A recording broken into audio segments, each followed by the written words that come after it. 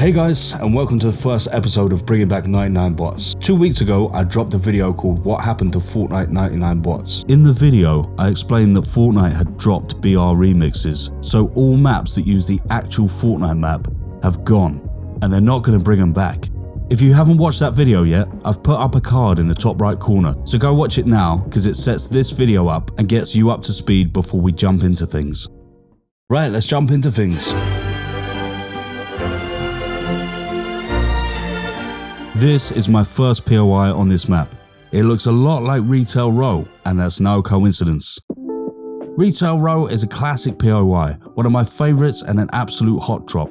But I want to make this map unique. After all, it's not a recreation, but an all-new map, with a lot of inspiration from past Fortnite maps. I've used the building pieces and props from the Tilted Towers Island template. These are from Chapter 3, and I really like the way they look.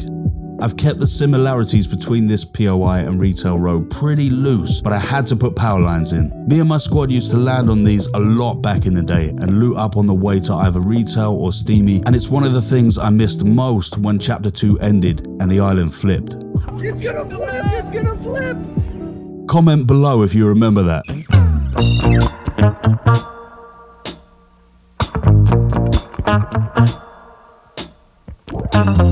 One thing I've always loved about Fortnite is the massive amount of personality they put into the map, with all of these little details that make the place feel alive. I really want to bring that into this map, so I started getting creative and imagining what kind of people might be living in the apartments in our new POI. I thought it'd be an interesting concept to have a floor with one tiny apartment and one big one. Now, when you think about a shoebox apartment with just one room plus a bathroom, you'd expect the main room to have a bed and a kitchenette, right? But imagine you have a serious passion for playing pool, but you live in a tiny apartment. You want to have a pool table, but if you've got a tiny apartment, you wouldn't have space for a bed or kitchen appliances. So of course, this person has overcome that small issue by modifying the pool table to double up as a bed through the ingenious use of pillows. And for cooking, they've cleverly crafted a barbecue grill from an old oil drum outside the apartment. This person is obviously a genius. The person living in the other apartment on this floor clearly has a slightly higher budget to play around with. They've gone for an open plan space designed to be light and spacious, whilst clearly sectioning the area up into different areas. A bedroom, a living room, dining room, kitchen, and even an arcade area. I think this is a great way to showcase this person's interests and personality. This looks like the home of someone who enjoys cooking and having friends over for dinner parties, is more into conversation than watching TV, and has a love of vintage arcade games. Now, there won't be this much detail on all the buildings in the map because the memory limit won't allow it, but hopefully I can sneak at least one in that's a little bit extra into each POI. The way Fortnite's memory system works means that duplicates of a prop always cost a lot less memory than the first one you place down. This means I can save memory by reusing these props elsewhere, like putting an arcade on the pier, or having these same couches in a bunch of different apartments across the map. So I'm trying to be strategic and get as much cool stuff in as possible without wasting too much memory.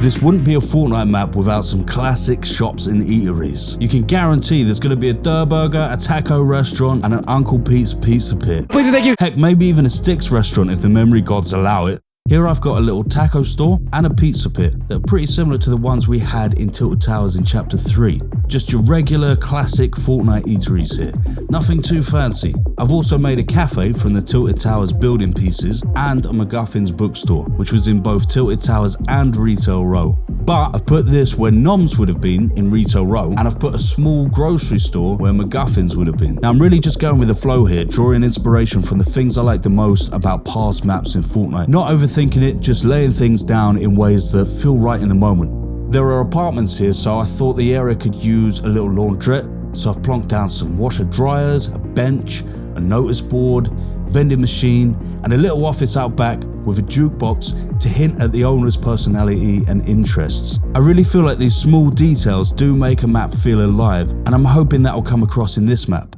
As we continue this journey, I'm trying to be really organized with the project because I know it's going to be absolutely massive by the end of it.